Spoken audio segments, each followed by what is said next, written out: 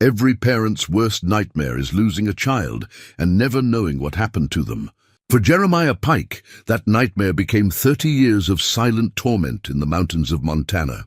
When his dog started barking at a hollow tree, Jeremiah found something that changed everything. Inside that rotted trunk was his daughter's doll, the same one she held the day she vanished. For 3 decades, he'd searched every inch of these mountains. Now the forest was giving up its secret, but finding that doll was just the beginning. The truth about what happened to his little girl was darker than anything Jeremiah could have imagined. And now, after all these years of running from the past, he'd have to face it head-on. What really happened to his daughter all those years ago? Before we jump back in, tell us where you're tuning in from. And if this story touches you, make sure you're subscribed, because tomorrow I've saved something extra special for you. The morning mist clung to the pine needles like old memories, reluctant to let go. Jeremiah Pike stood 6 feet tall in his worn leather boots, his frame still solid, despite the 72 years that had carved deep lines around his gray eyes. The Montana wilderness had been his sanctuary for 2 decades now, a place where a man could disappear from the world and let the world forget him right back. His cabin sat nestled in a grove of towering ponderosa pines, 15 miles from the nearest neighbor and 30 from the closest town. The structure was simple but well built. Logs chinked tight against the mountain cold, a stone chimney that drew clean, and windows positioned to catch the first light of dawn. It wasn't much, but it was enough for a man who'd learned to live with less than he'd once thought possible. Boone, his blue-tick coonhound, had been his only companion for the past 8 years. The dog was getting on in years himself, his muzzle gone silver and his joints stiff on cold mornings. But his nose remained sharp, as the day Jeremiah had found him as a pup, half-starved and abandoned on the mountain road. They understood each other, man and dog, both carrying scars from a world that had taken more than it gave.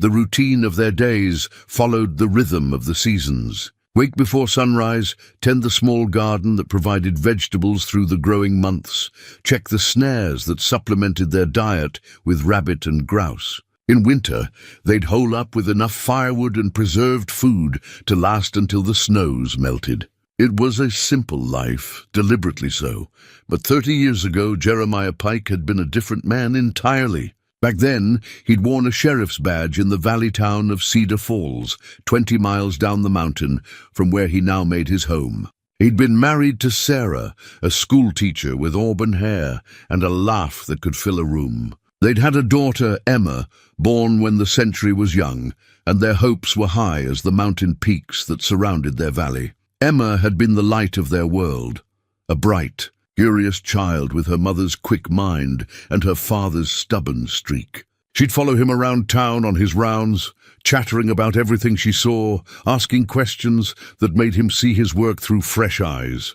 The townsfolk had called her Little Deputy, and Jeremiah had worn that title like a badge of honor. The memory of that last day remained as clear as mountain air, though he'd spent 30 years trying to blur its edges. It'd been October.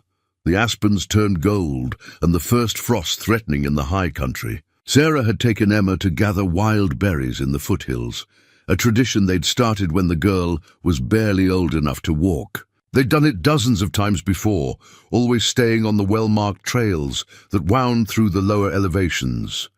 But that day, something had gone wrong. Sarah had returned alone as the sun was setting, her face white with panic, her voice breaking as she told him how Emma had wandered off while they were picking huckleberries near Willow Creek. She turned around for just a moment. She said, just long enough to move to a better patch of bushes, and when she looked back, Emma was gone. The search had consumed weeks. Every able-bodied man in the county had joined the effort, combing through every draw, every canyon, every hidden valley within 50 miles. They'd brought in tracking dogs from Denver, expert woodsmen from the Crow Reservation, even a few old-timers who claimed they could read sign like a book. But the mountain had swallowed Emma Pike without leaving so much as a footprint to follow.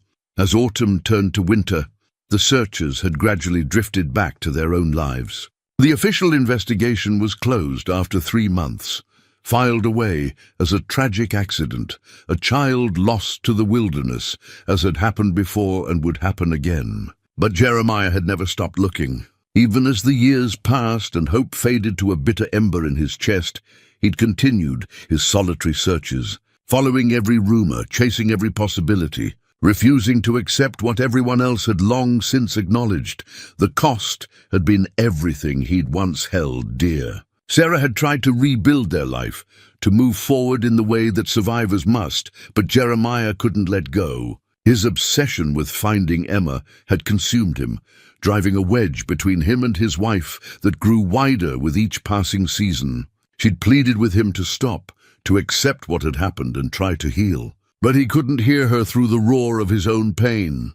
Sarah had finally left him 7 years after Emma's disappearance, taking nothing but a single suitcase and a letter that he'd read so many times the paper had worn thin. She'd written about love that couldn't survive the weight of unresolved grief, about the necessity of choosing life over the pursuit of ghosts. He'd understood her reasons, even respected them, but understanding hadn't made the loss hurt any less.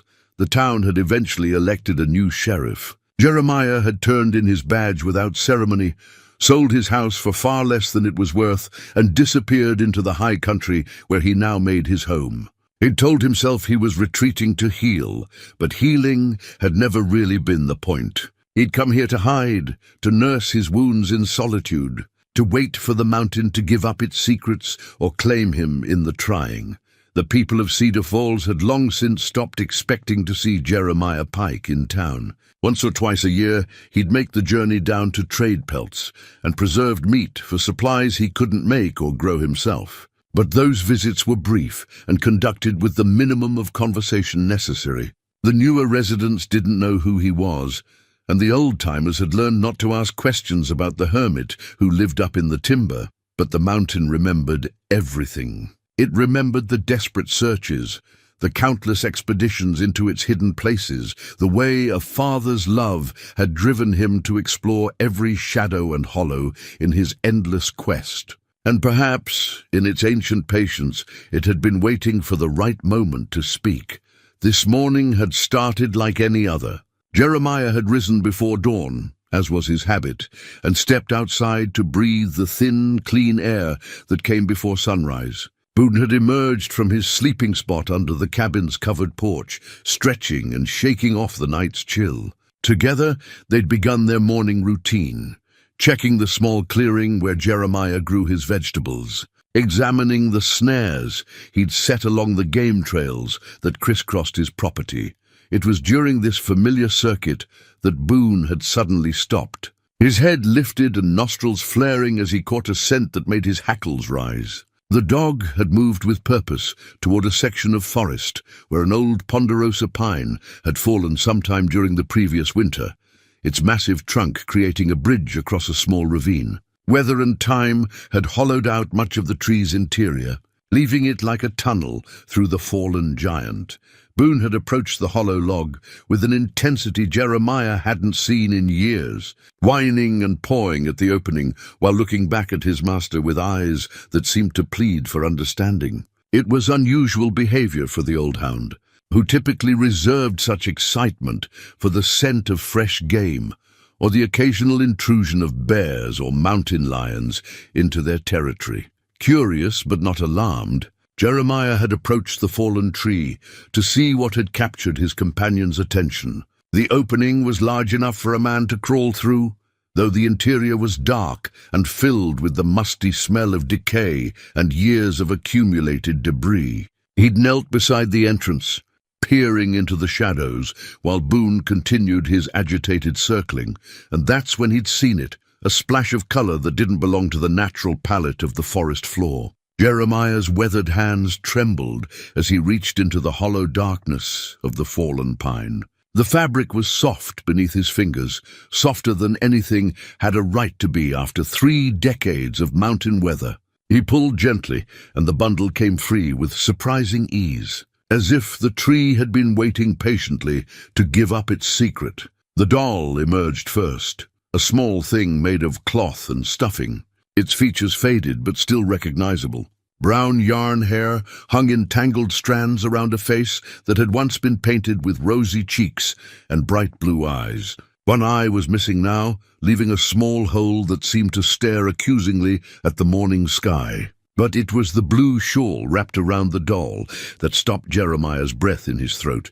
He'd bought that shawl for Emma's 6th birthday, a soft wool thing that Sarah had admired in the window of Morrison's general store. Emma had loved it immediately, declaring it the perfect blanket for her favorite doll, this very doll that now lay cradled in his shaking hands. She'd named the doll Rebecca and had carried it everywhere, wrapped in that blue shawl, talking to it in the serious way children do when they believe their toys can hear every word. The last time he'd seen both doll and shawl, Emma had been clutching them tight as she and Sarah headed out for their berry-picking expedition. When Sarah had returned alone, frantic and tear-stained, she'd mentioned the doll, how Emma had been playing with Rebecca near the berry bushes, setting up an elaborate tea party on a fallen log while Sarah worked nearby. For 30 years, Jeremiah had assumed the doll had been lost with Emma, perhaps dropped somewhere in the vast wilderness during whatever had befallen his daughter. He'd even looked for it during his countless searches, thinking that finding Rebecca might provide a clue to Emma's fate. But the mountains had kept their silence, offering nothing but false hopes and dead ends. Now, holding the doll in his hands, Jeremiah felt something crack open inside his chest, a fissure in the stone walls he'd built around his heart. His knees gave way, and he sank to the forest floor, his broad shoulders shaking with sobs that came from a place so deep he'd forgotten it existed. Boone whined softly and pressed against his master's side, offering the only comfort he could give. The doll smelled of earth and pine sap. But underneath those scents was something else, something that might have been a trace of the lavender soap Sarah had always used, the same soap she'd washed Emma's clothes with every week. It was impossible, of course. 30 years would have erased any such delicate trace. But the memory was so strong that Jeremiah could almost convince himself it was real. As his tears fell onto the faded fabric, questions began flooding his mind. How had the doll come to be here, 15 miles from where Emma had disappeared? This fallen tree was nowhere near Willow Creek, nowhere near the hiking trails where the searches had been concentrated. It was deep in backcountry that few people ever visited, accessible only by game trails and paths that required real woodcraft to navigate. More troubling still was the condition of the doll itself. While clearly aged and weathered, it wasn't the tattered ruin he would have expected from 3 decades of exposure to mountain weather. The hollow tree had protected it, certainly, but even so, the fabric should have been more deteriorated, the stuffing more compressed. It was as if the doll had only recently been placed here, though that seemed impossible. Jeremiah forced himself to examine the hollow tree more carefully, his law enforcement training finally overriding the emotional chaos in his mind. The interior of the fallen pine was larger than he'd initially realized, wide enough for a man to crawl through comfortably. The wood was soft with rot, and generations of small animals had clearly used the space as shelter. But there, near where he'd found the doll, the debris had been disturbed recently. Someone had been here. Someone had placed Rebecca in this specific spot, wrapped in that precious blue shawl, and left her for Boone to find. But who, and why now after all these years? The implications began settling over him like mountain fog, heavy, obscuring, and impossible to ignore. If someone had deliberately placed the doll here, it meant they knew about Emma's disappearance. More than that, it meant they had kept the doll all these years, preserved it, cared for it. The thought sent a chill down Jeremiah's spine that had nothing to do with the mountain air. Had Emma's disappearance not been the random tragedy everyone had assumed? Had someone taken his daughter, kept her doll as some twisted memento, and now decided to torment him with this discovery? The possibility was too horrible to fully contemplate, yet he couldn't push it away. Jeremiah stood slowly, his legs unsteady beneath him. He held the doll close to his chest, protective instincts he'd thought long dead suddenly roaring back to life.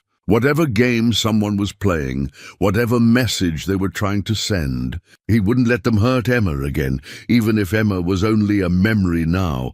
But another possibility whispered at the edges of his consciousness, one even more difficult to accept. What if Emma wasn't just a memory? What if, somehow impossibly, she was still alive? The doll's condition suggested it hadn't been exposed to the elements for 30 years. What if someone had kept both the doll and the girl all this time? The thought was too enormous to hold steady. Emma would be 36 years old now, a grown woman with a life of her own. Would she even remember her father? Remember the man who had failed to protect her when she needed him most? Would she remember this doll, this shawl, the birthday when he'd given it to her with such pride? Boone barked once, sharp and demanding, drawing Jeremiah's attention back to the present moment. The dog was standing at the edge of the clearing, looking down the mountain, with his ears pricked forward. Someone was coming, still distant, but moving up the game trail that led to Jeremiah's cabin. In all his years on the mountain, unexpected visitors had been rare. The isolation he'd chosen was nearly complete, broken only by his own infrequent trips to town and the occasional lost hiker who'd wandered too far from the marked trails. The timing of this visit, coming so soon after his discovery of the doll, couldn't be coincidence. Jeremiah tucked Rebecca carefully inside his jacket, the doll's small form pressed against his heart. Whatever was coming, whoever was climbing toward his sanctuary, he would be ready. The mountain had kept its secrets long enough. Now, it seemed, the time for hiding was over. He walked back toward his cabin with purposeful strides, Boone trotting alongside him with the alert posture of a dog who sensed his master's sudden change in mood. The morning that had begun like any other had become something else entirely, a moment of reckoning that Jeremiah had both dreaded and longed for throughout all his years of exile.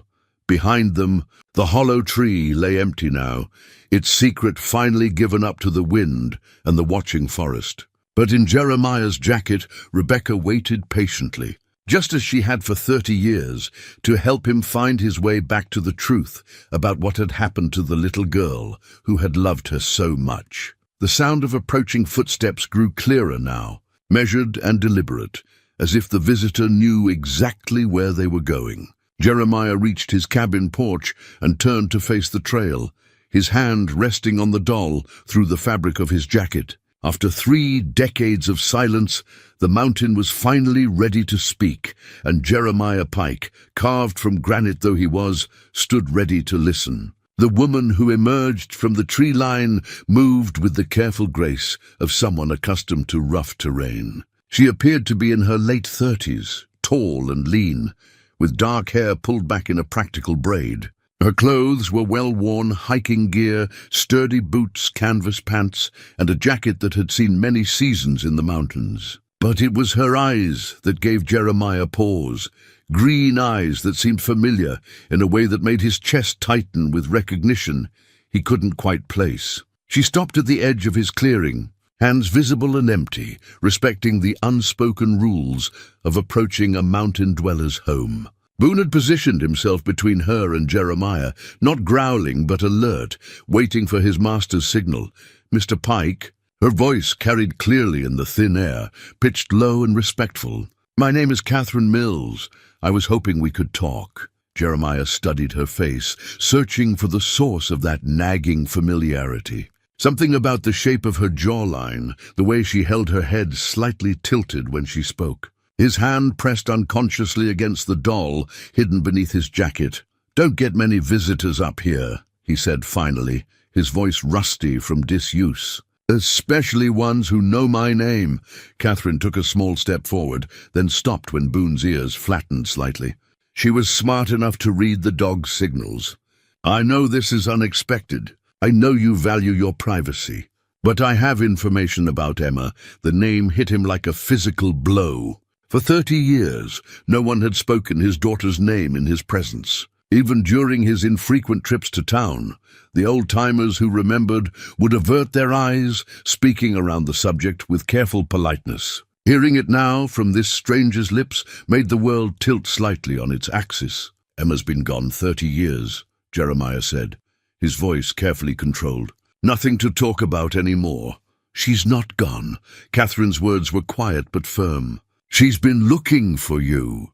The statement hung in the mountain air like morning mist, impossible to grasp but undeniably present. Jeremiah felt his knees threaten to buckle again, the way they had when he'd first pulled the doll from the hollow tree. He gripped the porch railing with his free hand, grateful for its solid support. "That's not possible," he whispered. Catherine reached slowly into her jacket pocket, telegraphing her movements to avoid startling either man or dog. She withdrew a photograph, old and creased, the kind taken with instant cameras that had been popular decades ago. She held it up where Jeremiah could see it from the porch. Even at this distance, he recognized the image immediately. It was a picture Sarah had taken during Emma's 7th birthday party, just months before she'd disappeared. Emma was seated at their kitchen table, wearing the blue dress Sarah had sewn for the occasion, her face bright with laughter as she opened presents. Jeremiah remembered the moment. He'd been making faces behind Sarah's shoulder to get Emma to smile for the camera. "Where did you get that?" His voice was barely audible. "From Emma herself. She's kept it all these years." Catherine lowered the photograph but didn't put it away. "Mr. Pike, your daughter is alive. She's been alive this whole time." The words should have filled him with joy, should have sent him running down the mountain toward whatever reunion awaited.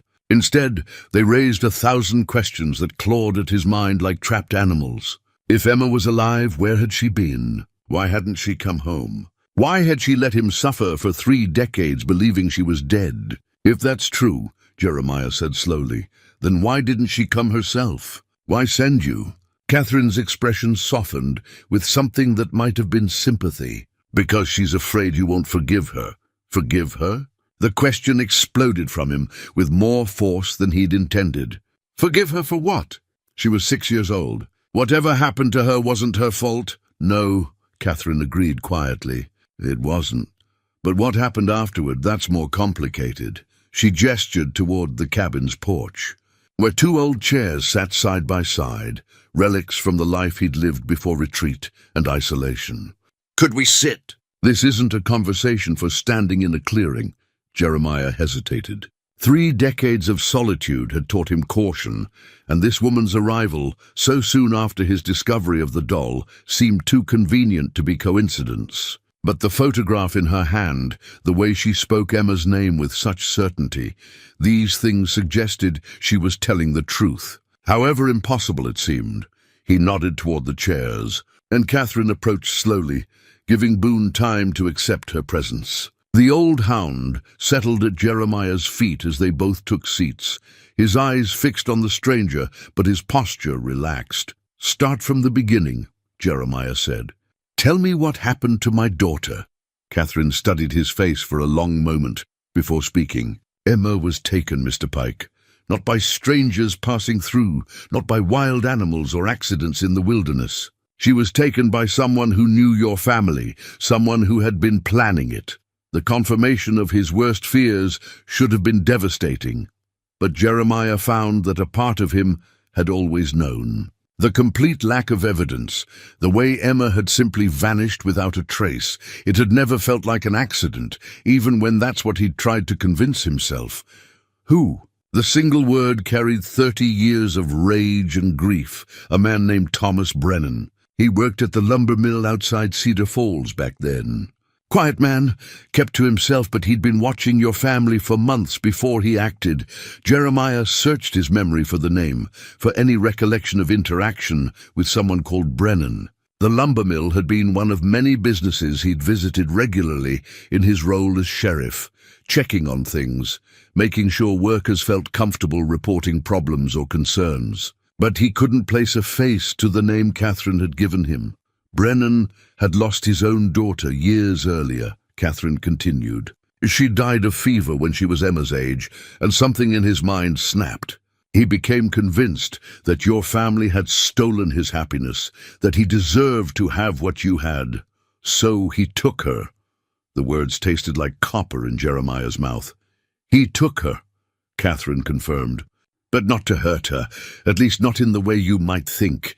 In his twisted logic, he was rescuing her from a life he thought was meant to be his. He'd built a cabin deep in the wilderness, north of here, in country so remote that search parties never came close. The magnitude of it began settling over Jeremiah like a landslide. While he'd been searching every canyon and creek bed for signs of his daughter, she'd been alive, held captive by a madman who thought he was saving her. The searches that had consumed years of his life had been focused in entirely the wrong direction.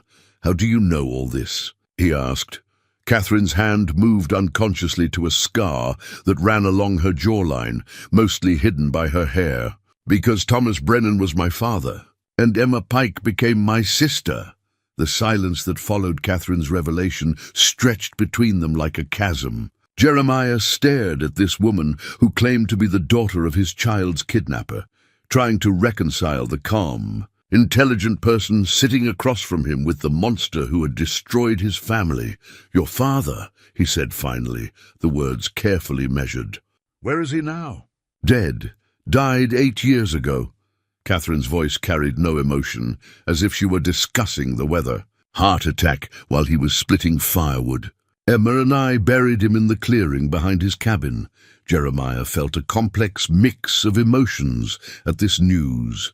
Relief that the man who had taken Emma could never hurt anyone again, but also a bitter disappointment that justice would never be served. He'd imagined confronting his daughter's kidnapper countless times over the years, had fantasized about the moment when he'd look into the man's eyes and make him pay for what he'd done. "You said Emma's been looking for me," Jeremiah said. "If Brennan's been dead for 8 years, why didn't she come home then?"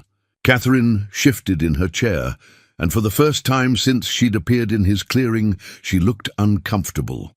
"That's where it gets complicated. You have to understand, Mr. Pike, by the time my father died, Emma had been with us for 22 years. She was 28 years old, not the 6-year-old girl who'd been taken from Willow Creek, but she was still my daughter. Yes, she was. But she was also terrified."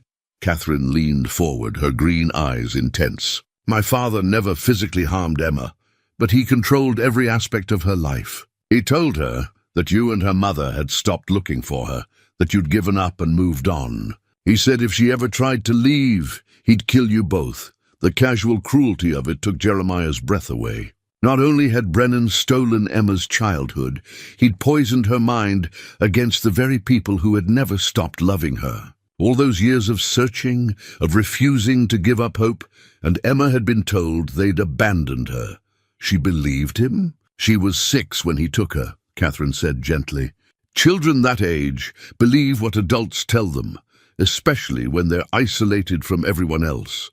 My father was very good at making his lies sound like truth." Jeremiah pulled the doll from inside his jacket, holding Rebecca in his lap where Catherine could see her. The woman's eyes widened slightly, and she reached out instinctively before catching herself. "She's been looking for this," Catherine said softly. "Emma, I mean. She's been searching for Rebecca for 8 years, ever since father died, and she started remembering things more clearly."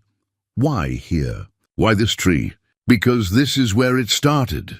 Catherine's voice grew quiet, almost reverent. "The day my father took Emma, he brought her through this area on his way to the cabin. She was crying, clutching her doll and calling for you and her mother. When they stopped to rest, she threw Rebecca as hard as she could, hoping someone would find her and know she'd been here. The image of 6-year-old Emma, frightened and desperate, hurling her beloved doll into the wilderness as a message for her father, nearly broke what remained of Jeremiah's composure. She'd been trying to leave him a clue even then. If only he'd thought to search this far from Willow Creek. If only he'd expanded his search area instead of concentrating on the places that seemed most logical. The doll survived all these years in that tree. Catherine shook her head. No, it decomposed long ago. But Emma remembered exactly where she'd thrown it. Last month, she came here and placed a new doll in the same spot. One she'd made herself, wrapped in a shawl she'd recreated from memory. She knew you still lived on this mountain. She'd been watching from a distance, learning your routines. The thought of Emma observing him without revealing herself added another layer of pain to an already overwhelming situation. How many times had she been close enough to call out to him? How many opportunities for reunion had passed while she wrestled with fear and uncertainty? "She's been watching me," Jeremiah said. It wasn't a question. For months. She knows about your morning walks, knows about Boone, knows you still live simply and alone. She wanted to approach you directly, but she was afraid I'd reject her. Jeremiah finished the thought, understanding finally why his daughter had chosen such an indirect method of contact. "She thought I blame her for not coming home sooner. Wouldn't you?"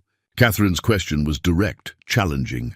"Can you honestly say you wouldn't wonder why she waited 8 years after gaining her freedom to reach out? Why she let you suffer all this time believing she was dead?" Jeremiah considered the question seriously. Would he blame Emma? The honest answer was complicated. The father in him wanted nothing more than to hold his daughter again, to tell her that none of what had happened was her fault. But the man who had spent 30 years in agonizing uncertainty might indeed struggle with questions of why she'd waited so long to contact him. "I don't know," he admitted. "But I'd like the chance to find out." Catherine smiled for the first time since her arrival, and in that expression, Jeremiah caught another glimpse of something familiar. Not just the resemblance he'd noticed earlier, but something in her manner that reminded him of Emma as a child, a particular way of tilting her head when she was thinking hard about something. "There's more you need to know," Catherine said. "About what happened during those years, about how Emma survived, about why I chose to help her instead of my father. You weren't always on her side." Catherine's smile faded. "I was 4 when my father took Emma. To me, she wasn't a kidnapped child. She was the sister I'd always wanted.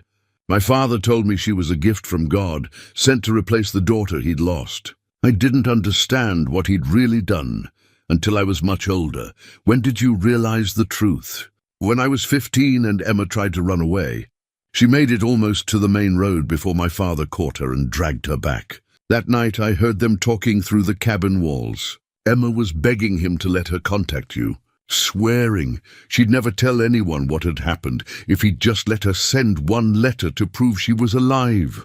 Catherine paused, her hand moving again to the scar on her jaw. "My father beat her that night badly, and for the first time I understood that what he'd done wasn't a rescue, it was theft. Emma wasn't my sister by choice. She was my sister because she'd been stolen from people who loved her." The revelation that Catherine had been an unwitting accomplice before becoming an ally added another dimension to an already complex situation. She'd grown up believing Emma was meant to be part of their family, only to discover as a teenager that her entire childhood had been built on a crime. What happened after that night? "I started helping her plan, not to escape. My father watched us too closely for that, but to prepare for the day when we might be free. I taught her everything I could remember about the outside world, helped her practice driving when father was away, showed her how to survive in the wilderness if she ever got the chance to run. And when he died, Emma was paralyzed by fear and guilt. She'd spent so many years being told that you'd given up on her that she half believed it.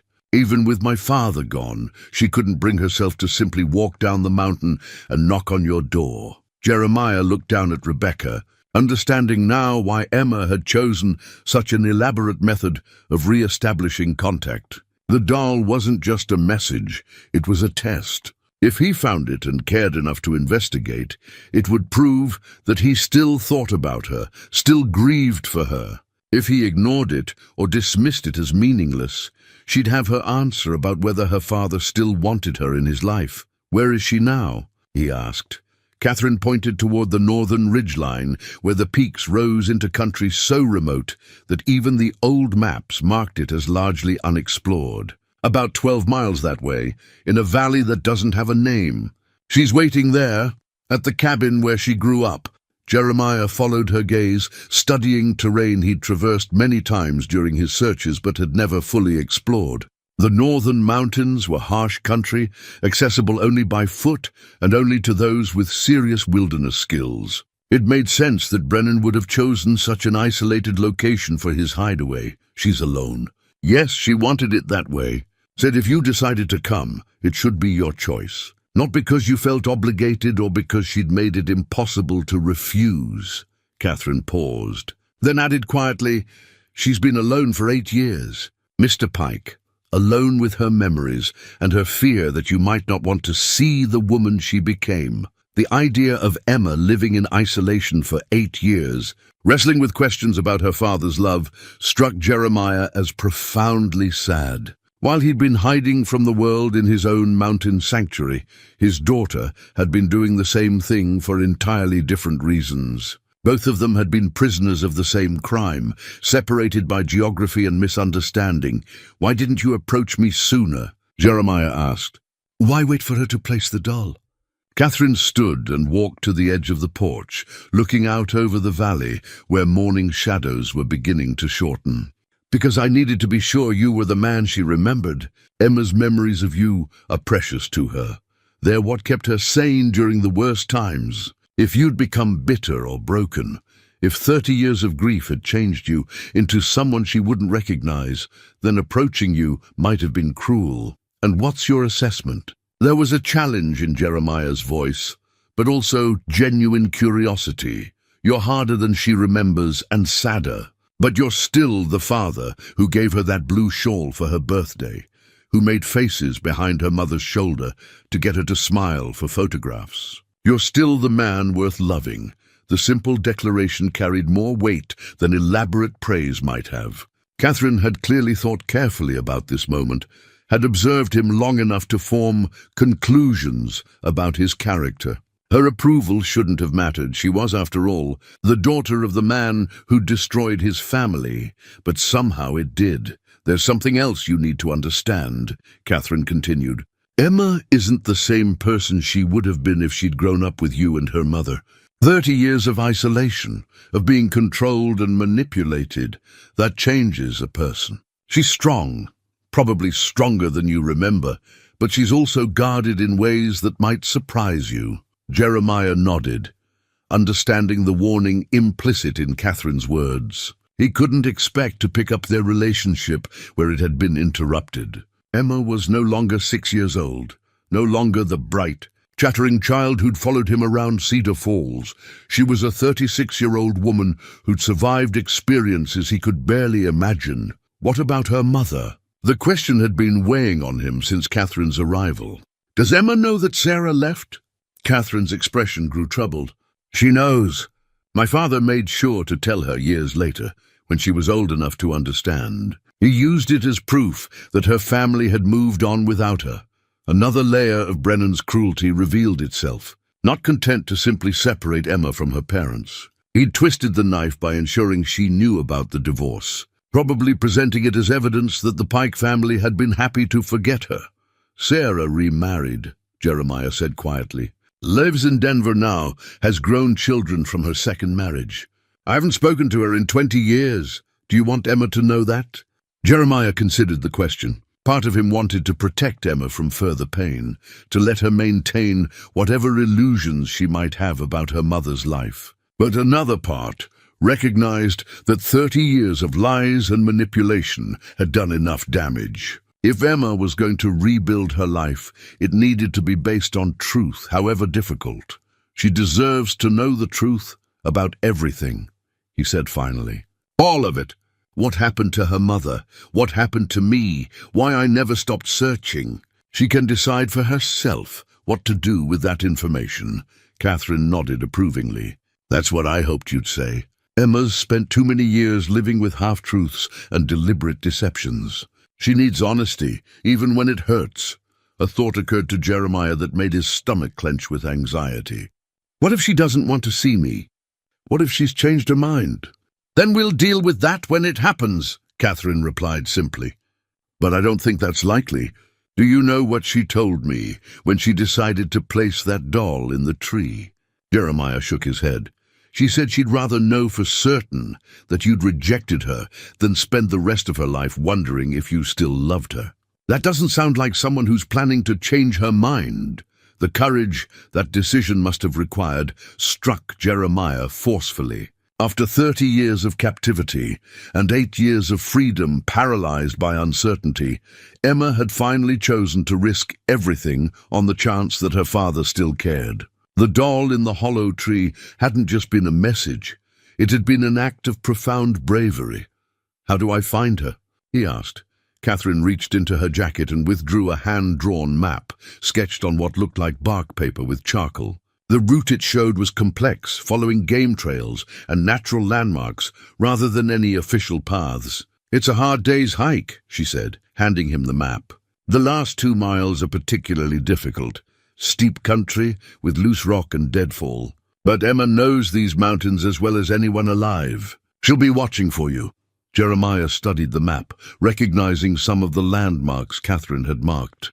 The route would take him through country he'd searched during the early years after Emma's disappearance, but into areas he'd never fully explored. He could have passed within a mile of Brennan's cabin during those desperate expeditions and never known his daughter was so close. "When should I go?" "That's up to you.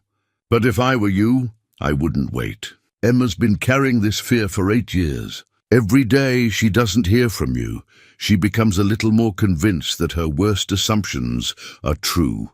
Jeremiah looked down at Rebecca, still cradled in his lap. The doll that had been thrown into the wilderness 30 years ago as a desperate plea for help had finally fulfilled its purpose. After 3 decades of silence, Emma had found a way to call to her father across the vast emptiness that had separated them. "I need to prepare for the journey," he said, standing from his chair. "Gather supplies, plan the route, Mr. Pike." Catherine's voice stopped him. "There's one more thing Emma wanted me to tell you. If you decided to come." Jeremiah turned back to face her, seeing something in her expression that made his chest tighten with anticipation. "She said to tell you that she still has the dress. The blue one her mother made for her 7th birthday. She's kept it all these years, even though it hasn't fit her since she was 12. She wanted you to know that she never forgot who she was, never forgot where she came from. The image of grown Emma carefully preserving a child's dress for 30 years, keeping it as a tangible link to the family she'd lost, completed the destruction of Jeremiah's emotional defenses. He sat down heavily, overwhelmed by the magnitude of love and loyalty that gesture represented. "I'll leave at first light," he said, when he could trust his voice again. "Will you come with me?" Catherine shook her head. "This is between you and Emma. I've done what I came to do." She paused, then added, "But I'll be around if either of you needs anything. I've a place about 5 miles south of here, close enough to help, but far enough away to give you privacy." She stood to leave, then turned back one final time. "Mr. Pike, Emma's going to be nervous when you arrive. Probably terrified, actually. She's been imagining this reunion for 8 years, and reality never matches our fantasies. Just be patient with her, and with yourself." With that advice hanging in the mountain air, Catherine Mills walked back into the forest, leaving Jeremiah alone with his dog, his memories, and the profound knowledge that his daughter was alive. Jeremiah spent the rest of that day in a state of focused preparation that reminded him of his years as a lawman. He checked and rechecked his gear, studying Catherine's map until he could have drawn it from memory. His hands moved through familiar motions, organizing supplies, testing equipment, planning for contingencies, but his mind remained fixed on the impossibility of what awaited him. Emma was alive. After 30 years of believing otherwise, after building an entire identity around loss and grief, the fundamental truth of his existence had shifted beneath his feet like loose shale on a mountain slope. The daughter he'd mourned was not only breathing, but had been thinking of him, planning to contact him, preserving memories of their life together. As evening approached, Jeremiah found himself holding Rebecca again, studying the careful craftsmanship that had gone into recreating his daughter's childhood companion. Emma had sewn this doll by hand, probably working by lamplight in the isolated cabin where she'd spent most of her adult life. Every stitch represented an act of remembrance, a deliberate choice to honor the past rather than let it fade. The blue shawl was particularly remarkable in its accuracy. Emma had somehow managed to match not just the color, but the texture and weight of the original wool. She must have carried the memory of that fabric in her fingers for 30 years, storing the tactile sensation alongside visual recollections of birthdays and bedtime stories. Sleep, when it finally came, brought dreams that were both blessing and torment. Jeremiah found himself reliving moments from Emma's childhood with startling clarity, teaching her to fish in the creek behind their house, braiding wildflowers into her hair during picnics in the meadow, reading bedtime stories by the light of her bedroom lamp. But the dreams carried an undertone of loss, a persistent awareness that the child in his memories had grown into a woman he'd never met. He woke before dawn, as had been his habit for 20 years, but this morning carried a weight of purpose that had been absent from his mountain routine. Boone sensed the change immediately, following his master with unusual attentiveness as Jeremiah performed his final preparations.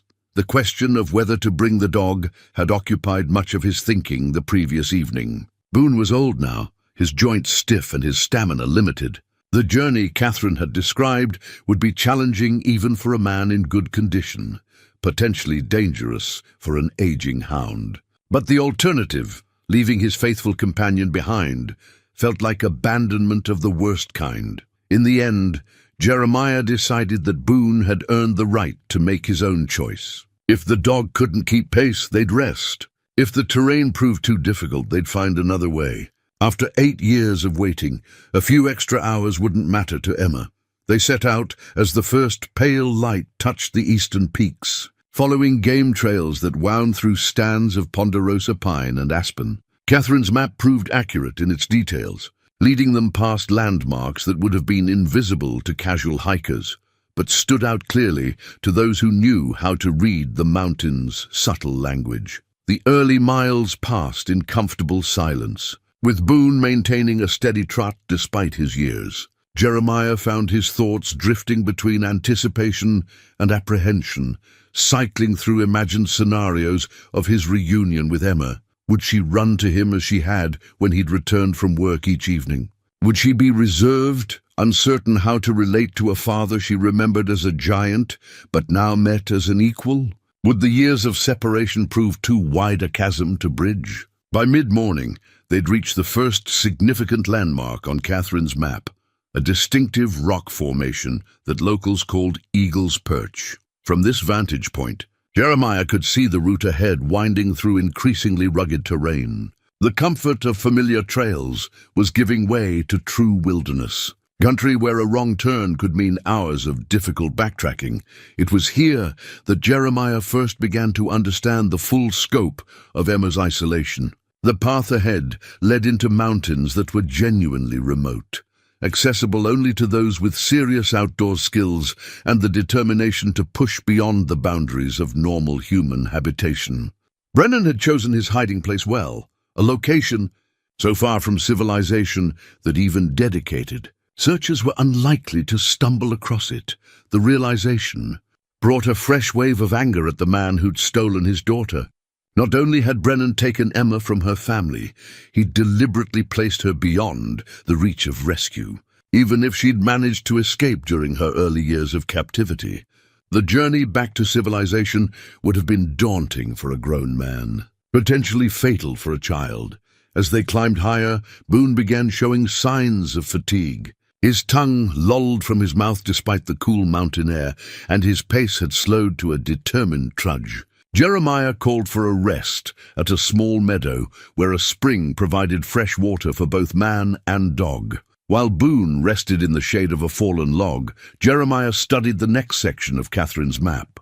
The route ahead looked particularly challenging, a steep ascent followed by a traverse across loose scree that would require careful footwork. He estimated another 4 hours of hiking, assuming they encountered no serious obstacles. "Getting too old for this, aren't we, boy?" Jeremiah said, scratching behind Boone's ears. The dog's tail thumped against the ground, but his eyes held a weariness that spoke of age and accumulated miles. As they prepared to continue, Jeremiah found himself thinking about the years that had passed since Emma's disappearance. He'd aged from a man in his prime to someone approaching the end of his seventh decade. His hair had gone from brown to grey to white. His face had accumulated lines that spoke of weather and worry. And his body carried the accumulated aches of 2 decades in the mountains. What would Emma see when she looked at him? Would she recognize the father she remembered?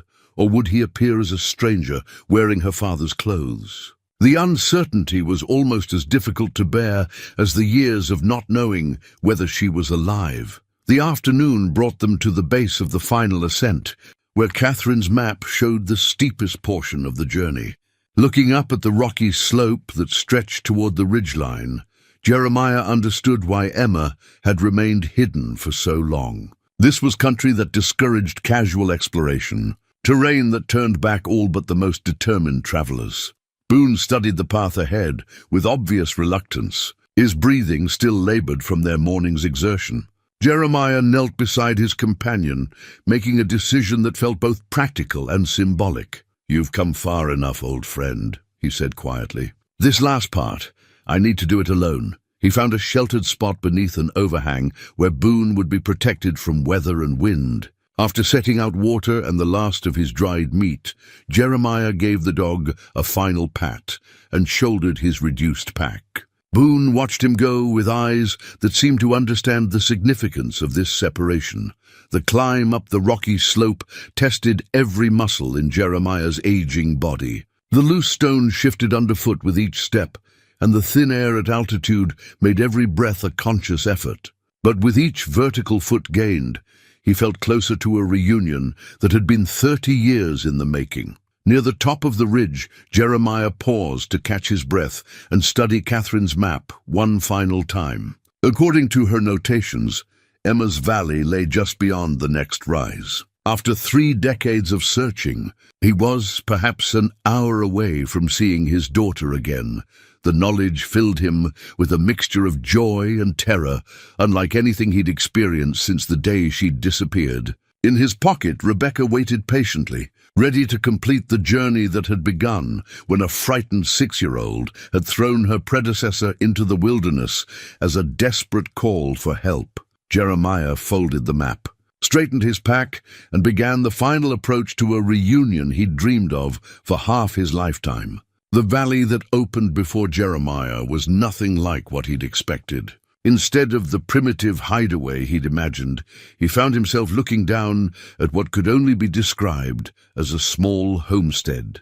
A well-built log cabin sat at the valley's center, surrounded by carefully tended gardens, a chicken coop, and what appeared to be a workshop or barn. Smoke rose from the cabin's chimney, and he could see the geometric patterns of cultivated fields stretching toward the valley's far end. This wasn't the ramshackle prison of a madman.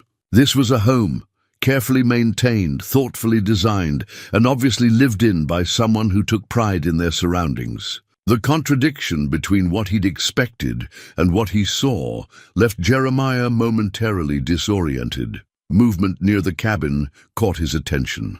A figure emerged from the workshop, too distant to make out clearly but unmistakably human. Even at this distance, something about the person's posture and gait struck him as familiar, though he couldn't quite place why. The figure paused, seeming to look up toward the ridge where he stood, then disappeared back into the building. Jeremiah began his descent into the valley, following a well-worn path that spoke of regular use. As he drew closer to the homestead, details became clearer. The gardens were meticulously organized, with neat rows of vegetables and herbs that suggested serious agricultural knowledge. The chicken coop was built with obvious skill, its design both functional and aesthetically pleasing, but it was the workshop that gave him the first real surprise. Through its open doors, he could see equipment that seemed far too sophisticated for such a remote location, what looked like a potter's wheel. Shelves lined with finished ceramics and tools that suggested metalworking capabilities. This wasn't just a survival outpost. It was the workspace of someone with refined skills and artistic sensibilities. The cabin's front door opened as Jeremiah reached the edge of the cleared area, and a woman stepped onto the porch. She was tall and graceful, with dark hair streaked with early grey and eyes that were unmistakably familiar. "But she wasn't Emma, Mr. Pike," the woman said, her voice carrying clearly across the distance between them. "I was wondering when you'd arrive." Jeremiah stopped walking, confusion and disappointment warring in his chest. This woman was perhaps 10 years younger than Emma should be, and while there was something about her features that seemed familiar, she was clearly not his daughter. "I'm looking for Emma Pike," he said, his voice rough with exhaustion and bewilderment. "Catherine Mills told me she lived here." The woman smiled, and in that expression Jeremiah caught a glimpse of something that made his heart skip. It was Emma's smile, not exactly, but close enough to be unmistakable to someone who'd spent 6 years memorizing his daughter's every expression. "Emma Pike hasn't lived anywhere for 30 years, the woman said gently. "But Emma Brennan has been waiting here to meet you." The statement hit Jeremiah like a physical blow. Emma Brennan, his daughter, had taken her captor's name, had identified herself with the man who'd stolen her from her family. The knowledge was devastating in ways he hadn't anticipated. "She chose that name," the woman continued, as if reading his thoughts. "When she was old enough to understand what had happened to her, she decided that Emma Pike had died the day she was taken. Emma Brennan was the person who survived. And you are?" "I'm Mary Brennan, Emma's daughter." The world tilted sideways. Jeremiah gripped the porch railing for support, his mind struggling to process what he'd just heard. Emma had a daughter. His daughter had a child, which meant he had a granddaughter standing before him, a granddaughter who carried the name of his family's destroyer. "Emma's inside," Mary continued, her voice gentle but steady. "She's been preparing for this moment for weeks, but now that you're here, she's terrified. She asked me to speak with you first, to explain some things before you see her." Jeremiah nodded numbly, not trusting his voice. The reunion he'd imagined for 30 years was becoming something far more complex than he'd ever anticipated. Not only was his daughter a stranger, but she was a mother, and her child was old enough to speak for her in difficult conversations. "How old are you?" he managed to ask. 25, Mary replied. "I know that raises questions you're probably not ready to hear answered."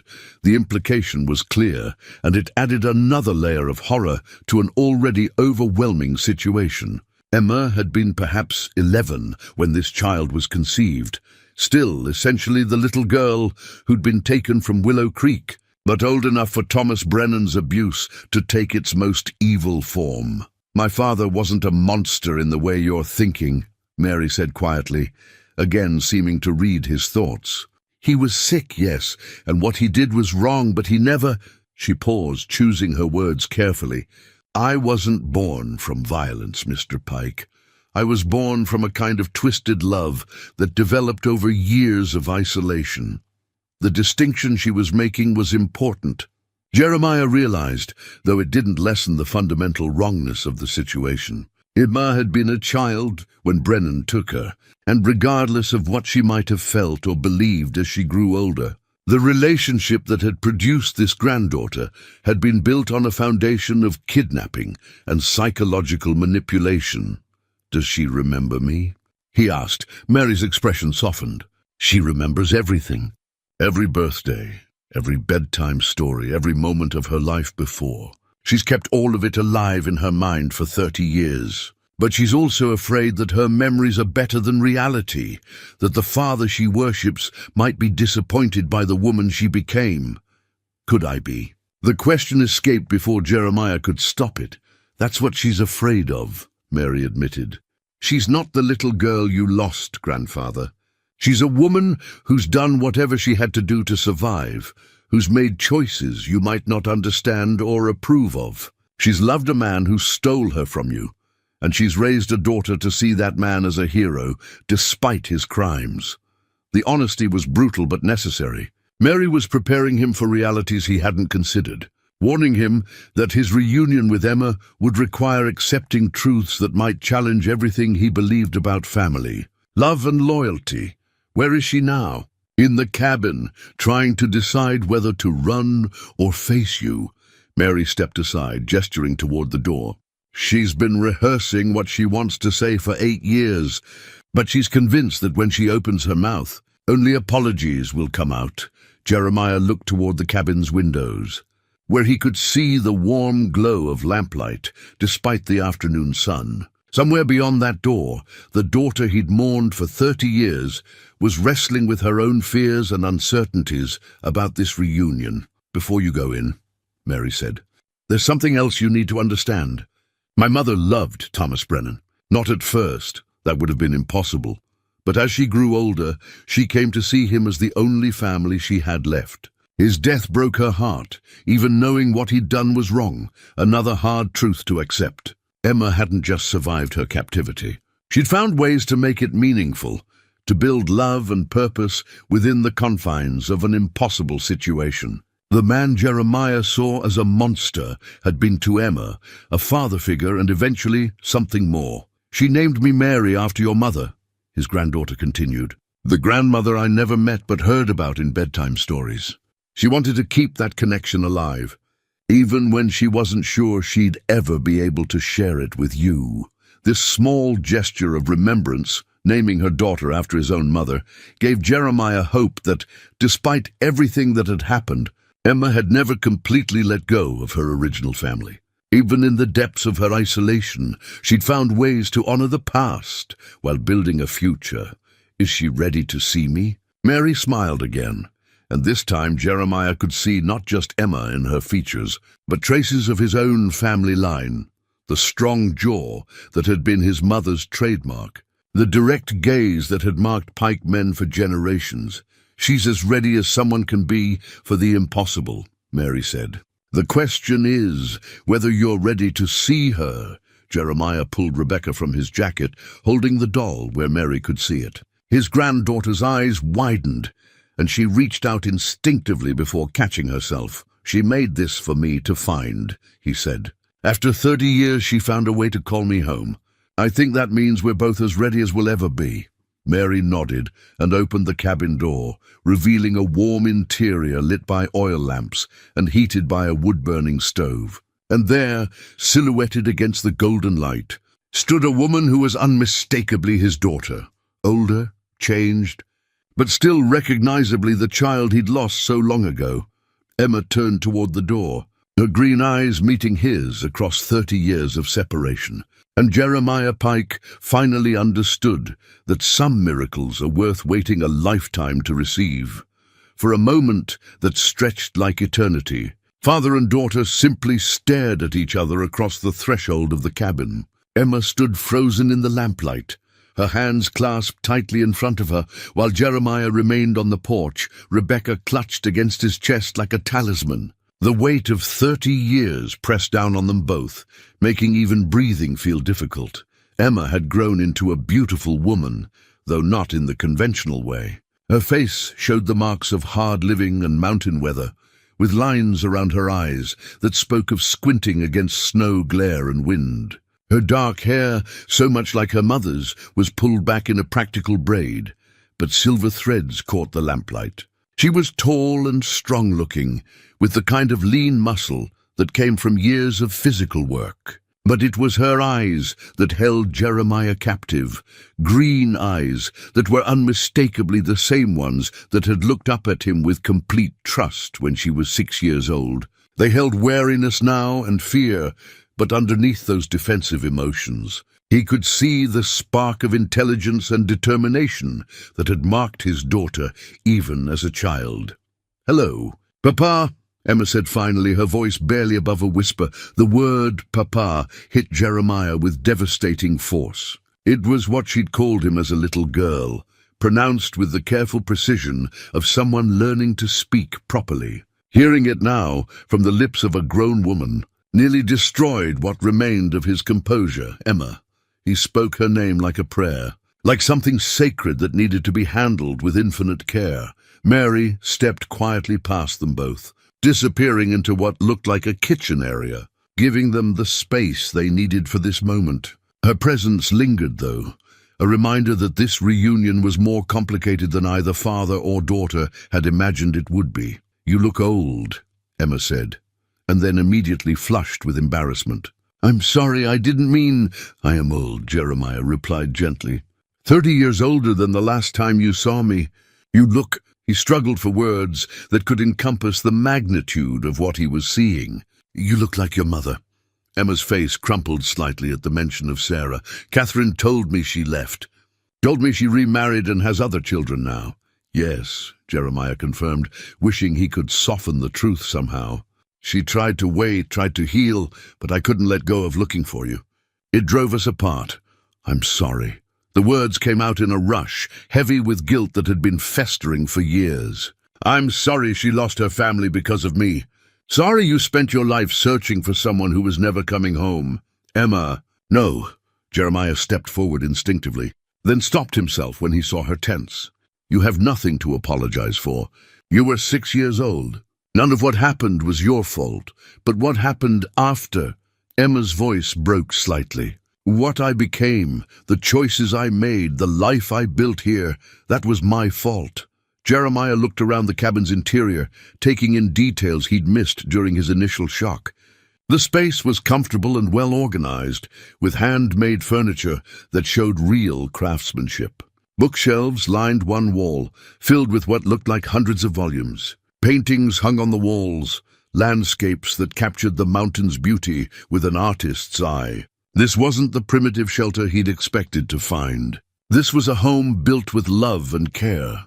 "Tell me about your life," he said, settling carefully into a chair that Emma indicated. "Tell me about the 30 years I missed." Emma perched on the edge of another chair, maintaining distance but no longer looking ready to flee. "I don't know where to start." "Start with what you remember about that day at Willow Creek." Emma closed her eyes. And for a moment, Jeremiah could see the 6-year-old she'd been, small and vulnerable and trying to be brave. "I remember picking berries with Mama. I remember she was wearing her blue dress, the one with tiny flowers on it. I was playing with Rebecca, setting up a tea party on that old log." She opened her eyes and looked directly at him. "I remember a man coming out of the trees. He was crying, talking about his little girl who died, saying that I looked just like her. He said my parents had sent him to bring me home, that there was an emergency." The casual cruelty of the lie made Jeremiah's hands clench into fists. Brennan had used a child's trust and natural desire to help to manipulate her into coming with him willingly. "I believed him," Emma continued. "He seemed so sad, and he knew my name, knew things about our family. When I started to get scared and asked for Rebecca, he said we'd come back for her later. So I threw her into the woods, hoping someone would find her and know I'd been there." "That was very smart," Jeremiah said quietly. "That was exactly the right thing to do." Emma's smile was small but genuine. "You always told me to leave signs if I ever got lost." I remembered what happened then. He carried me deeper into the mountains than I'd ever been. When I got tired and started crying for you and Mama, he told me that you'd been in an accident, that you might not live. He said he was taking me somewhere safe until you got better. The elaborateness of Brennan's deception became clearer with each detail Emma shared. He hadn't simply kidnapped a child. He'd constructed an entire false reality designed to make her grateful for his protection. "How long before you realized he was lying?" "Years," Emma admitted, shame coloring her voice. "He was very good at making the lies sound reasonable. When I asked why we couldn't visit you in the hospital, he said the doctors wouldn't allow children. When I asked why we couldn't at least send letters, he said you were too sick to read them, but you eventually figured it out. When I was about 12, I started asking questions he couldn't answer well. Why hadn't any other family members come to check on me? Why didn't we ever go to town for supplies? Why couldn't I go to school with other children?" Emma stood and walked to the window, looking out at the valley she'd called home for so long. "That's when he told me the truth, or at least his version of it. He said he'd taken me because God had told him to, because his own daughter had died, and he deserved to have a family again. He said you and Mama had stopped looking for me after a few months, that you'd had another baby and forgotten about me." The final lie was perhaps the cruelest of all. Not only had Brennan stolen Emma's childhood, he'd poisoned her memories of her parents' love by convincing her they'd replaced her. He was lying about that too, Jeremiah said firmly. I never stopped looking. Not for a single day in 30 years. Emma turned back to face him, tears streaming down her cheeks. I know that now. Catherine told me about your searches, about how you gave up everything else to keep looking. But for so long I believed him. What changed? Mary. Emma's voice grew stronger when she spoke her daughter's name. When I had Mary, I understood for the first time what real love between a parent and child felt like. I realized that no parent who truly loved their child would ever stop looking, never stop hoping. That's when I knew Thomas had been lying about you and Mama. The mention of Mary brought up questions Jeremiah wasn't sure he was ready to ask. His granddaughter was 25, which meant Emma had been perhaps 11 when she was conceived. The math was horrifying, regardless of how Emma had come to view her relationship with Brennan. You loved him, Jeremiah said carefully. It wasn't a question, Emma nodded, not looking away from his eyes. I loved him because he was all I had. He was my whole world for 22 years, Papa. He fed me, taught me to read, protected me from things that scared me. When you're that isolated, that dependent on someone, love becomes a survival mechanism. And Mary's father. Thomas, Emma confirmed quietly. I know how that sounds to you. I know what you're thinking about the age I was, about the wrongness of it. But by the time Mary was conceived, I was 18, and I thought he was my husband. He'd convinced me we were married in the eyes of God, that our isolation made normal ceremonies unnecessary. Jeremiah struggled to process this information without judgment, but it was perhaps the most difficult thing Emma had shared. The idea of his daughter being manipulated into such a relationship, even as an older teenager, filled him with rage that had nowhere to go. I need you to understand something, Emma continued, her voice growing stronger. Thomas never forced himself on me, never hurt me physically in any way. What he did was worse. He made me believe that loving him was my choice, my idea. He was very good at psychological manipulation. But you did love him. Yes, Emma said simply. Wrong as it was, twisted as the foundation was, I did love him. And when he died, I grieved for him. That's something I need you to accept if we're going to have any kind of relationship. The honesty was brutal, but necessary. Emma was laying out the terms of their reunion, making it clear that she wouldn't apologize for the life she'd built or the feelings she'd developed during her captivity. She was asking him to accept her as she was, not as he might wish she'd become. Can you do that? She asked. Can you love a daughter who loved her kidnapper? Jeremiah looked at this woman who was unmistakably his child, who carried his blood and his mother's name in her memory, who had found ways to survive and even thrive in circumstances that should have destroyed her. She was asking him to love not just the 6-year-old he'd lost, but the complex, damaged, resilient woman she'd become. Yes, he said finally. I can do that. Emma's face crumpled with relief, and for the first time since he'd entered the cabin, she moved toward him. Slowly, hesitantly, she reached out and touched the doll he still held in his hands. You kept her safe, Emma whispered, her fingers tracing Rebecca's faded features. Just like I should have kept you safe, Jeremiah replied, his own voice breaking. You tried. Papa, you tried for 30 years, and then, finally, impossibly, his daughter was in his arms.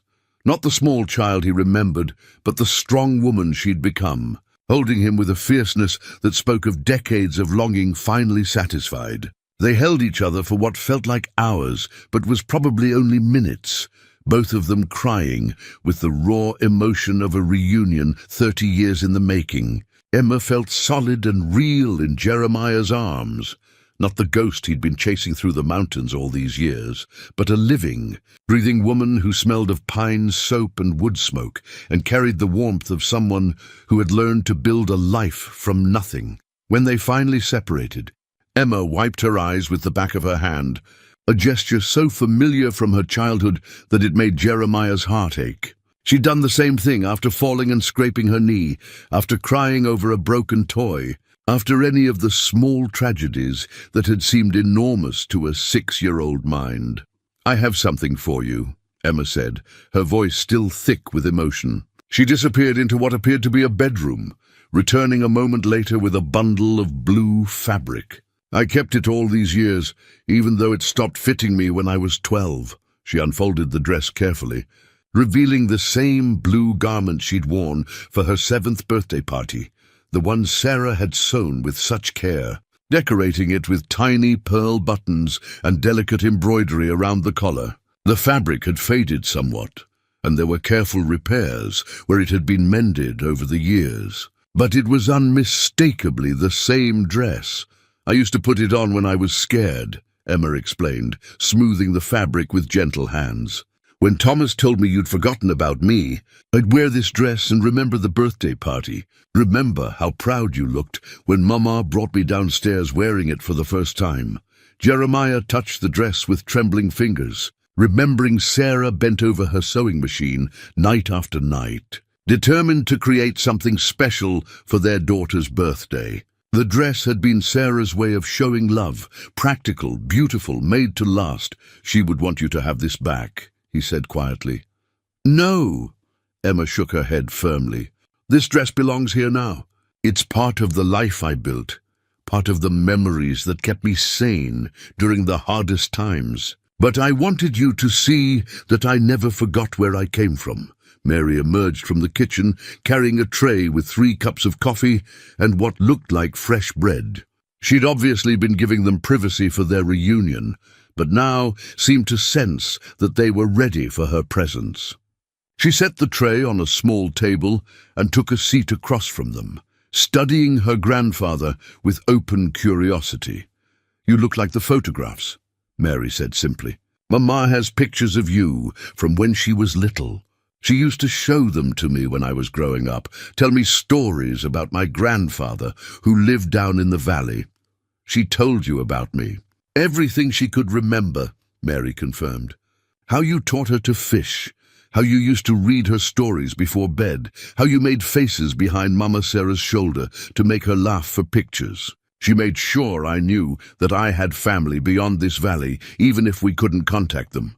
The knowledge that Emma had kept his memory alive for her daughter was both comforting and heartbreaking. Mary had grown up knowing about grandparents she'd never met, about a larger family that existed somewhere beyond the mountains. It must have been a special kind of torture for a child, knowing about connections she couldn't explore. "What did you tell her about why we weren't in contact?" Jeremiah asked Emma. "The truth as much as I understood it," Emma replied. "That Thomas had taken me when I was little, that my original family thought I was dead, that the situation was too complicated for simple solutions. I never wanted her to grow up with the lies I'd believed." Mary leaned forward slightly, her green eyes, so like Emma's, fixed on Jeremiah's face. "I've wanted to meet you my entire life," she said. "But I was also afraid of what it would mean. If you couldn't accept Mama's life here, couldn't accept the choices she made, then what would that mean for me?" The question was more perceptive than Jeremiah had expected from someone so young. But then he realized that Mary had probably been thinking about these complications for years. She was the product of a relationship that most people would consider wrong, raised in isolation by a mother who carried the trauma of kidnapping and manipulation. Of course she would worry about acceptance and judgment. "You're my granddaughter," Jeremiah said firmly. "Nothing changes that. Nothing makes it less true or less important." Mary's smile was radiant, transforming her face in a way that made her resemblance to Emma even more pronounced. "Good," she said simply, "because I plan to be part of your life now, whether you like it or not." The easy confidence in her declaration reminded Jeremiah of Emma as a child. The same determination, the same assumption that love conquered obstacles. It was remarkable how certain traits seemed to pass down through generations, surviving even the most unlikely circumstances. "Tell me about this place," Jeremiah said, gesturing around the cabin. "How did you build all this?" Emma's expression grew more animated as she described the years of work that had gone into creating their mountain homestead. Thomas had been a skilled craftsman, she explained, and he taught both her and Mary to work with wood and stone.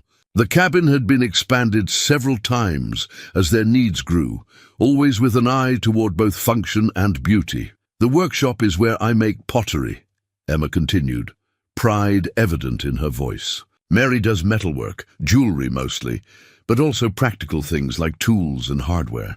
We trade our work in town for supplies we can't make ourselves."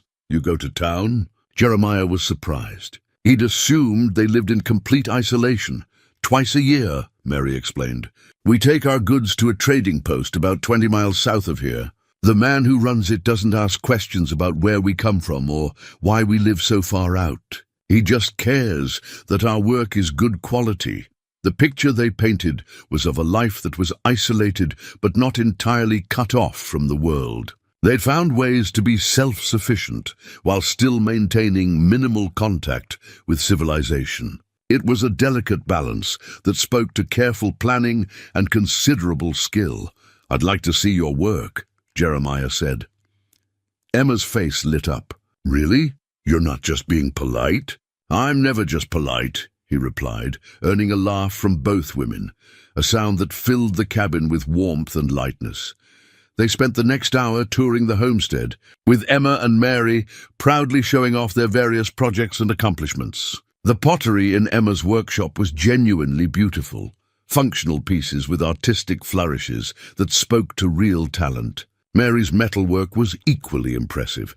Delicate jewelry, alongside sturdy tools that showed mastery of a difficult craft. But it was the gardens that truly amazed Jeremiah.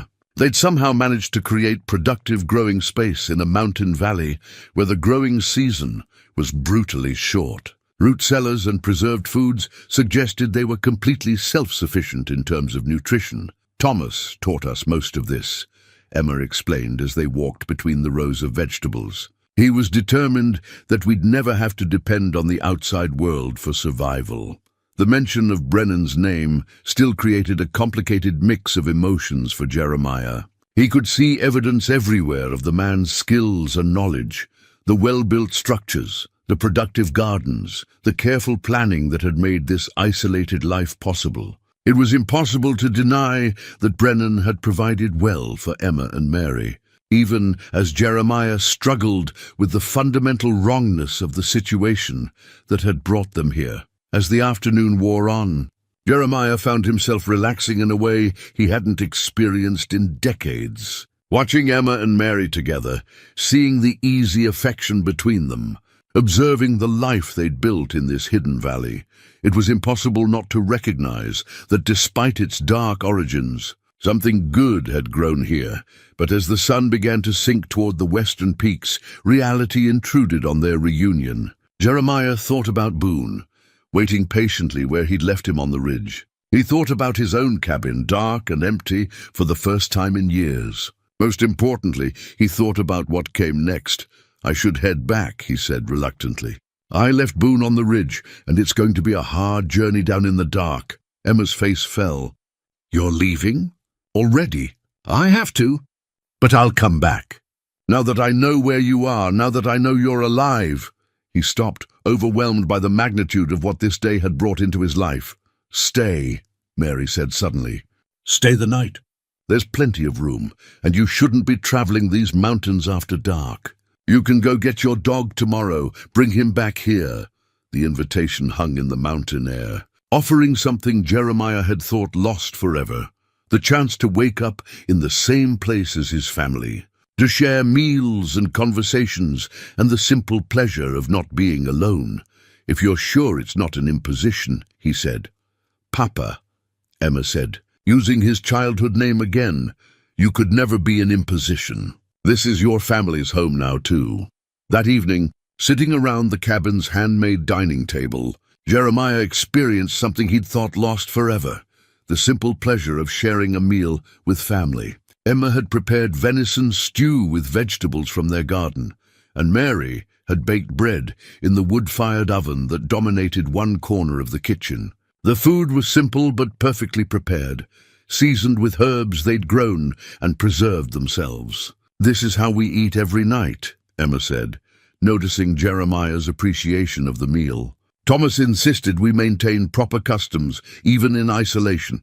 Set the table properly, say grace, discuss our day. He said civilization wasn't about where you lived, but how you chose to live. It was another complicated legacy of the man who'd stolen his daughter, this insistence on maintaining dignity and routine even in the wilderness. Jeremiah found himself grudgingly respecting aspects of how Brennan had raised Emma, even while despising the fundamental crime that had made it necessary.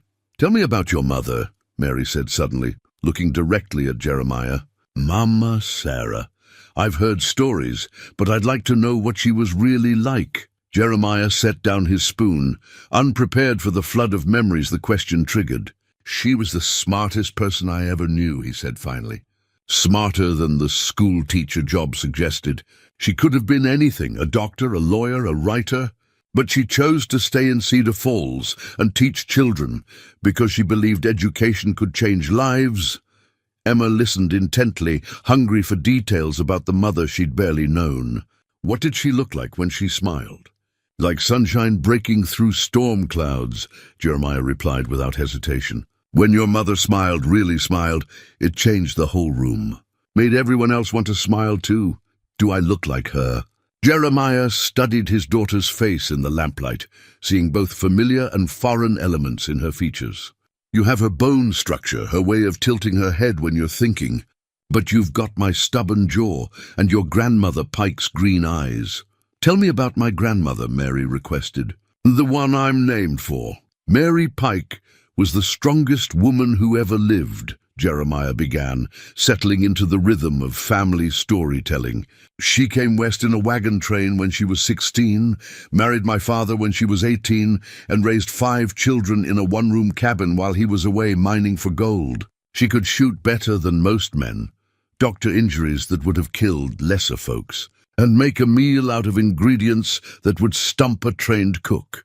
As he spoke, Jeremiah watched his granddaughter's face light up with interest and pride. She was learning about her heritage, discovering the line of strong women she descended from.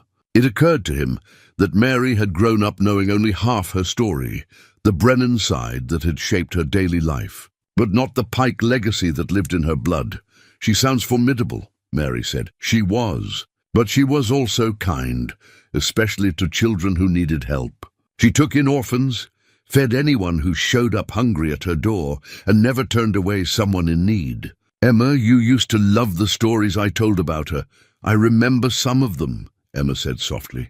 "The one about how she scared off a bear with nothing but a wooden spoon and a fierce expression. That's the one." Jeremiah smiled at the memory of 6-year-old Emma's wide-eyed fascination with her grandmother's adventures. "She said the bear took one look at her face and decided he'd rather find dinner somewhere else." Mary laughed, a sound that filled the cabin with warmth. "I like thinking I'm named after someone so brave." "You are brave," Jeremiah told her. "Both of you are.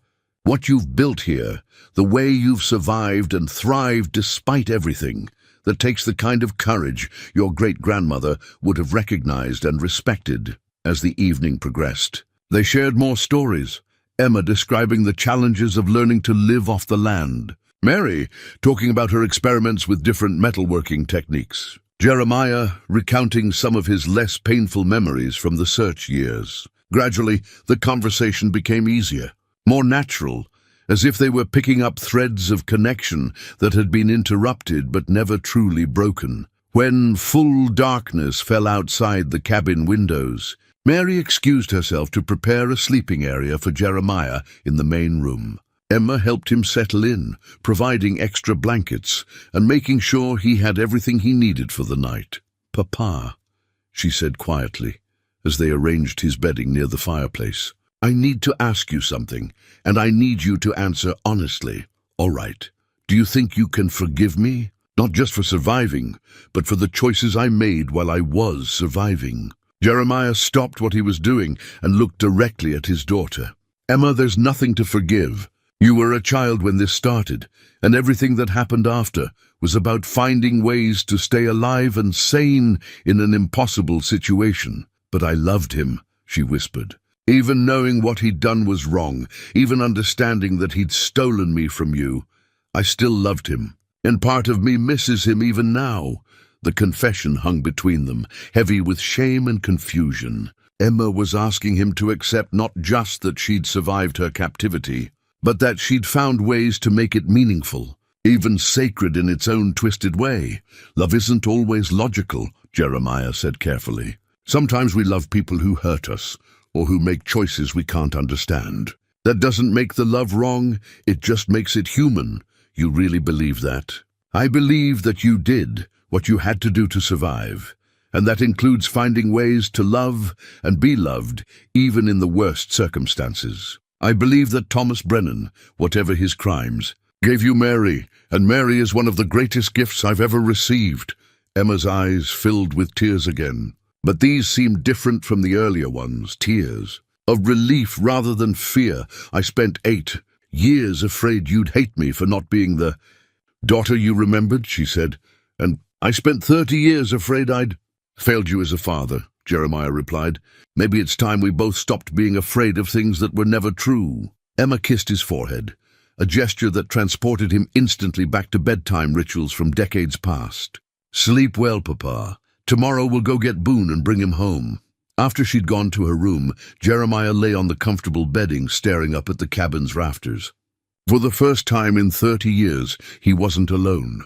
Somewhere beyond the wooden walls, his daughter and granddaughter were sleeping peacefully, safe and whole and part of his life again. The doll Rebecca sat on the table beside his makeshift bed, her button eye catching reflections from the dying fire. She completed her mission at last, carried a message across 30 years of separation, and brought a family back together. Tomorrow, Jeremiah would retrieve Boone and begin figuring out how to integrate this new reality into his life.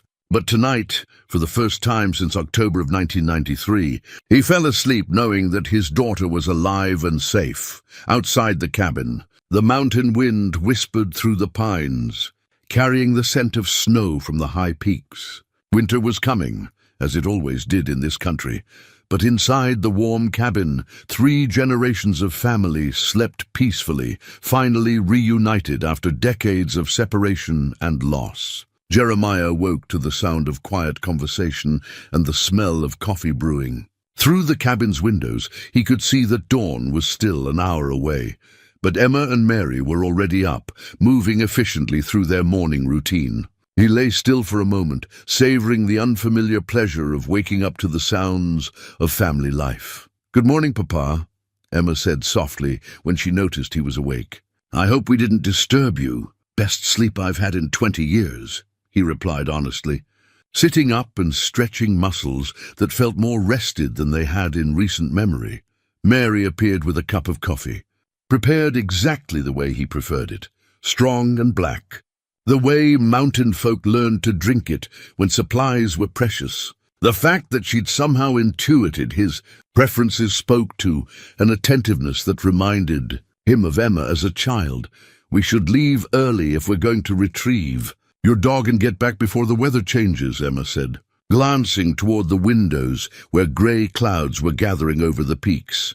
Jeremiah nodded, recognizing the signs of an approaching mountain storm. In country this remote, being caught in bad weather could be dangerous, even for experienced outdoors people.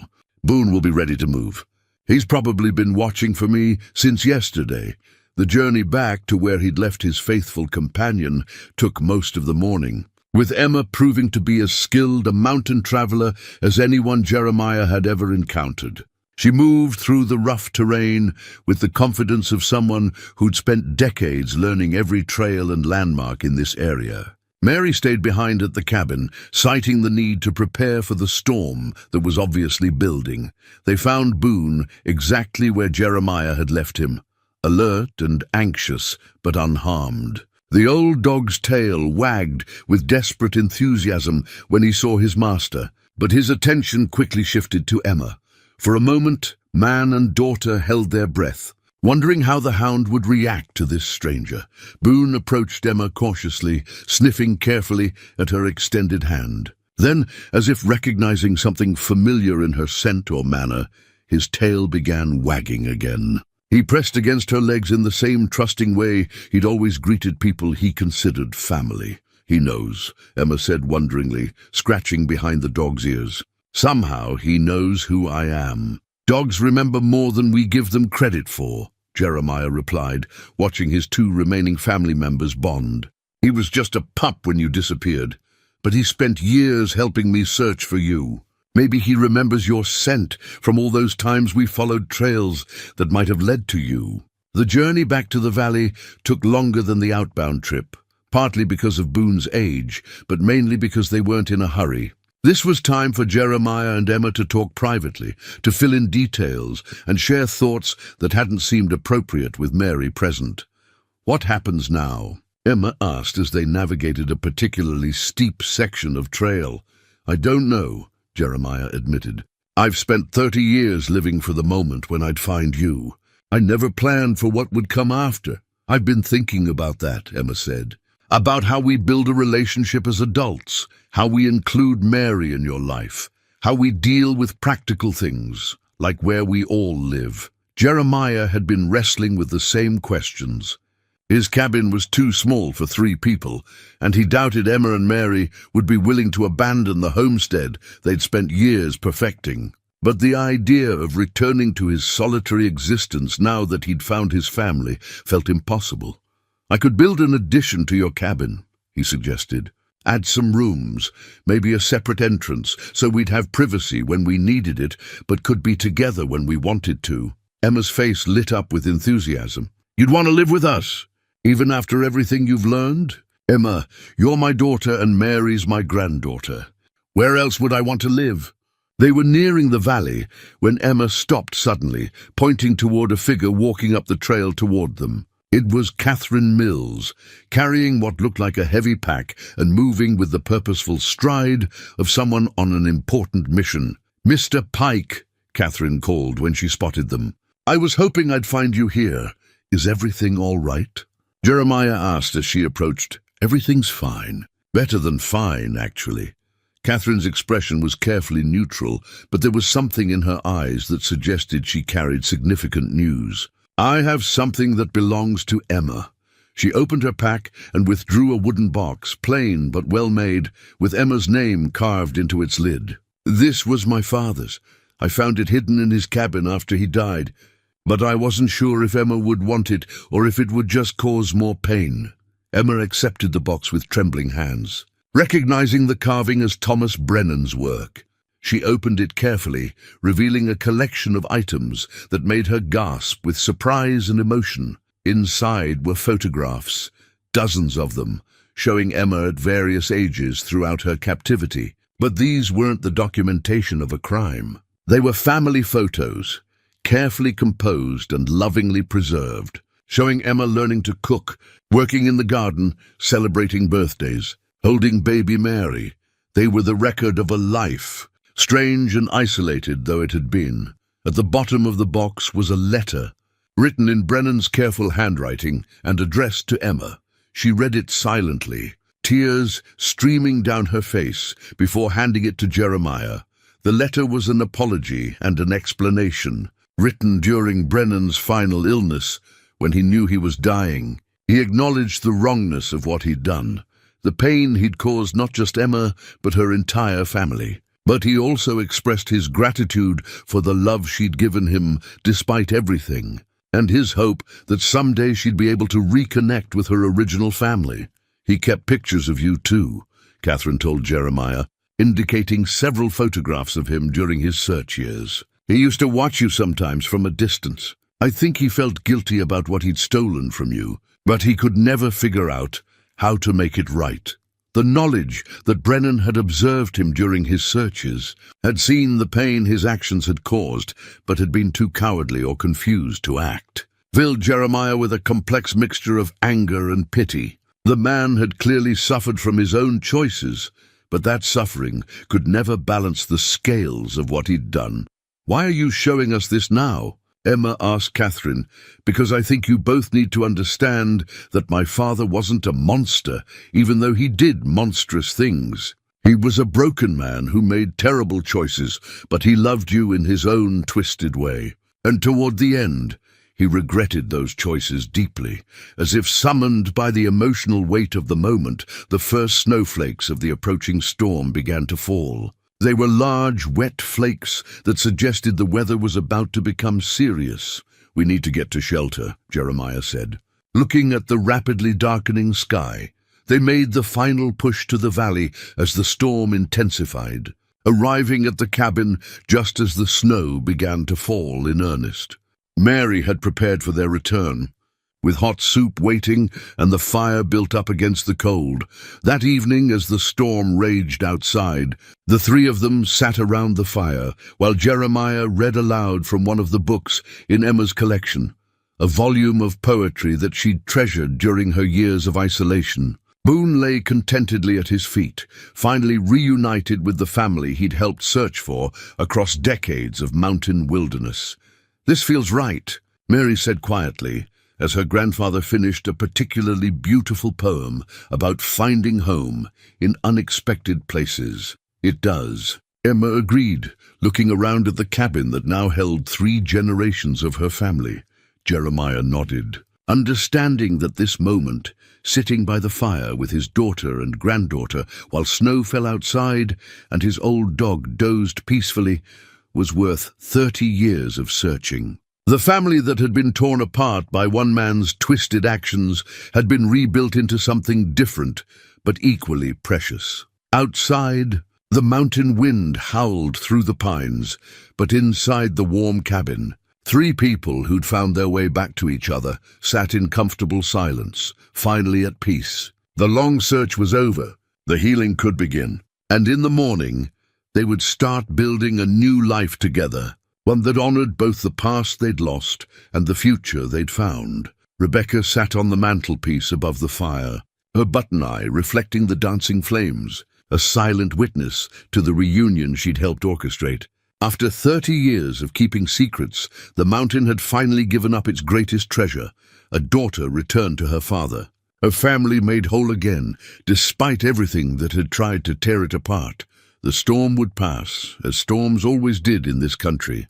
But the love that filled this cabin would endure, strengthened by the trials that had tested it and proven it unbreakable. In the end, that was what mattered most. Not the years they'd lost, but the years they now had ahead of them, together at last.